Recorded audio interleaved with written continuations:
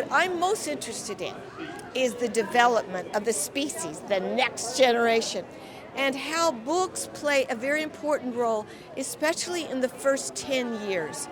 I advocate for a biliterate brain that is learning AI, that is learning programming, coding on one side, but that learns to read through print.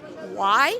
Because print requires more time from the brain, and that more time actually helps develop our most sophisticated cognitive processes. It inference, deduction, empathy, very importantly, critical thinking, and what I feel that I worry most about, insight and reflection by the young.